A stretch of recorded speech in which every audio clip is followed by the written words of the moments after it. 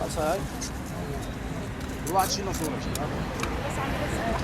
خلاص نزلت شيله هاتي لوحة وين وين ضيعت كده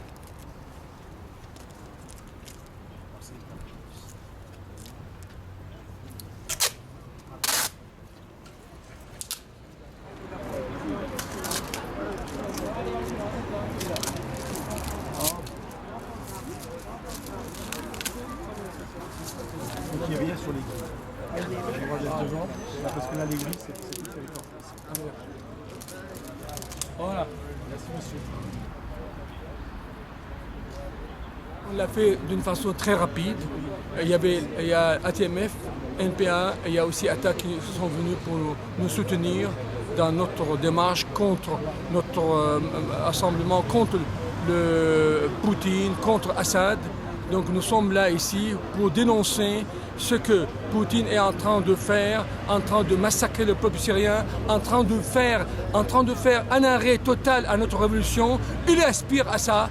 Les Iraniens ont essayé, les Hezbollah ont essayé avec leurs troupes, mais j'espère que le peuple syrien va résister aussi contre les Russes.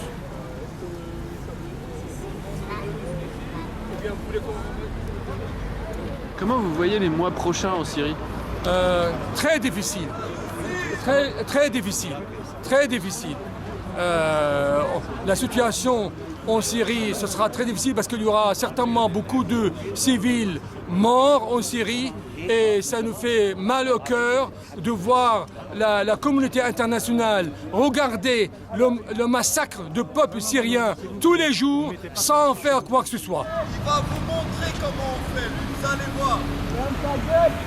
Il va vous montrer, ça sert à rien ce que vous faites. Vive Poutine! Vive la Russie!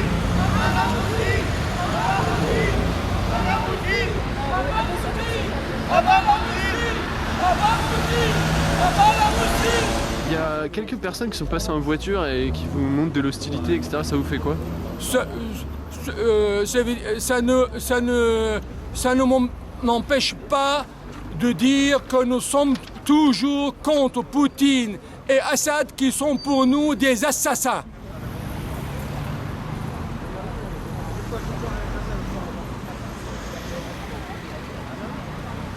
Nous sommes des gens pacifistes. Il faut qu'il y ait une pression internationale contre la présence russe en Syrie. Juste pour savoir, vous êtes pour l'intervention de la communauté internationale contre Daesh?